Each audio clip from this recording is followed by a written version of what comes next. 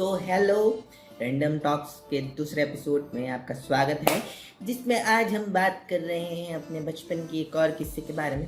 सबका किस्सा होता है भाई। देखो, हर किसी ने बचपन में पैम्पलेट्स इकट्ठे किए होते हैं, बिकॉज कॉपी किताबें तो कोई फाड़ने नहीं देता है। बच्चों को उतना कुछ इंटरेस्ट आजकल होता भी नहीं है कॉपी किताबों में। आजकल के बच्चों में तो बिल्कुल नहीं है, पर हमारे टाइम क्योंकि फ़ोन्स नहीं हुआ करते थे, इतने अवेलेबल भी नहीं हुआ करते थे, so we have like our kind of entertainment, right. So अभी इलेक्शन गए हैं, तो इलेक्शन से मेरे को ये टॉपिक याद आया था, बिकॉज आते रहते हैं ना ये सब चीज़ें। आजकल तो चलो वो भी कम हो गई क्योंकि पेपर महंगा हो गया है, बट इवेंचुअली क्या होता था ना, हमारे टाइम पास क्या होते थे, हमारी यानी ओरिगामी क्या होती थी। एक सिंपल सा प्लेन, जो प्लेन हम इधर उधर उड़ाते फिरते थे, या फिर किसी को अगर ओरिगामी का मेंढक बनाना आ गया न्यूज़पेपर या फिर ऐसे कुछ छाड़ ओढ़ के, तो भाई वो तो सुपर हीरो हो गया तुम्हारे फ्रेंड सर्कल का, बिकॉज उसको मेंढक बनाना आता है जो कूद सकता है। ऐसी बोर्ड्स, पेपर प्लेन्स एंड ये सब कचड़ा कर कर के, डांट खा खा के बच्चे अपना समर वेकेशंस निकालते थे। अभी तो समर वेकेशन ही चल रहा है। एक्चुअली देखो, कोरोना के बाद जब तुम कॉलेज में जाते हो, समर वेकेशन का कोई मीनिंग नहीं रहता है। So it doesn't matter for us, इसलिए पूछ रहा हूँ। बट अगर उसकी भी बात नहीं करें, so there is a story, simple story. यानी बचपन में क्या होता है ना, जैसे तुम मोहल्लों में रहते हो, तो पहले के टाइम में तो बहुत ज़्यादा होता था कि रैलीज निकलती थी लोकल पार्टीज़ की, और ये देखो हमको इस सब में इंटरेस्ट नहीं है। We are not interested in politics and parties and election other thing. उसमें ना बड़ी काम की चीज़ मिलती थी बचपन में, बहुत काम की, बिकॉज आप जितनी बार खाली हाथ दिखोगे उन रैली वालों को, वो आपको एक पेम्पलेट पकड़ा देंगे। एंड यू नो, गर्मी की छुट्टियों में या फिर रैंडम भी अगर आपको टाइम पास करना उस टाइम पे, तो यू नीड समथिंग। दोस्तों के साथ खेलने के लिए भी कुछ नया मिल जाता है भाई। कभी प्लेन्स की रेस लगाई है तुमने? तुमने प्लेन्स बनाए हैं भाई? आज की जनरेशन जेन जी बनाए होंगे, आई डोंट नो, बट कभी बना के देखो, कभी फूल बना के देखो, कभी बोट बना के देखो।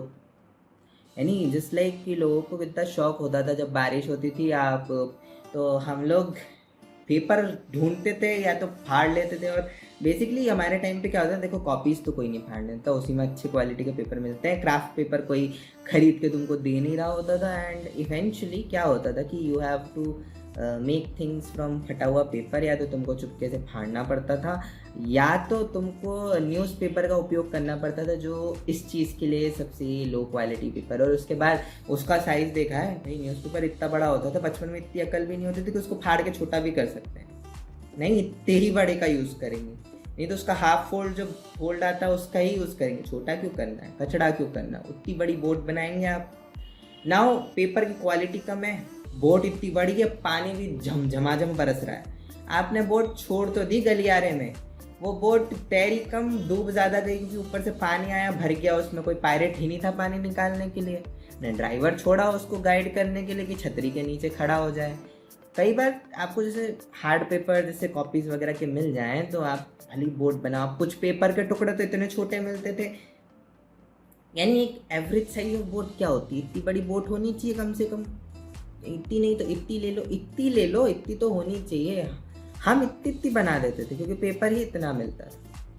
जब पेपर इतना मिला, इतनी बोट बनी, वो बोट तैरेगी ज़्यादा या डूबेगी ज़्यादा, किसको पता, क्योंकि उसकी साइज़ छोटी है, मास ज़्यादा है, बहता ज़्यादा तेज़ है, ज़्यादा स्पीड रेसिंग आती छोटे बच्चों को, चले जाती थी बोट, इतनी तेज़ी से जाती थी, क्रैश करती थी किसी में जाके। अगर आपने इतनी बड़ी बोट बना ली, वो हवा से उड़ जाती, कुछ ना कुछ डिफेक्ट निकल ही जाता था। परफेक्ट नदी तो आज तक बन ही नहीं पाई। एंड उसके बाद सरकार ने रोडें पक्की कर दी, और इतना पानी ही नहीं बरसा कभी कि रोडों पर इतना पानी के नाव तैरा सके हम। हमने बहुत ओरिगामी करने की कोशिश करी, नहीं हुई, सीख भी ली, फिर भी नहीं हुई। हमने कचड़ा भी बहुत करा, डांट भी बहुत खाई, फिर भी नहीं हुई। एंड एट द एंड क्या हुआ, एट द एंड हमारी नाव कभी तैरने लायक बन ही नहीं पाई। एंड या इफ़ यू नो, टीवी पे वो लोग बोट दिखाते थे। अब जैसे नाव तुमने कभी देखी हो, तो नाव ऐसी प्लेन होती है। अब जो पॉपुलर तरीका है ना बोट बनाने का, जो बहुत पॉपुलर कॉमन था हमारे टाइम पे, उसमें ना जाने क्यों एक पहाड़ होता था बीच में। हम पता नहीं सोचते थे ये बोट है या पहाड़ है।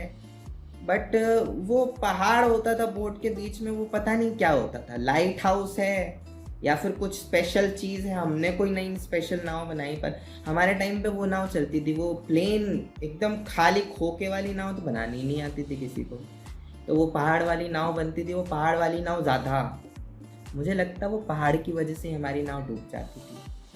हमारी नाव इसलिए नहीं तैरी क्योंकि हमें खाली बोट बनाना नहीं आती थी।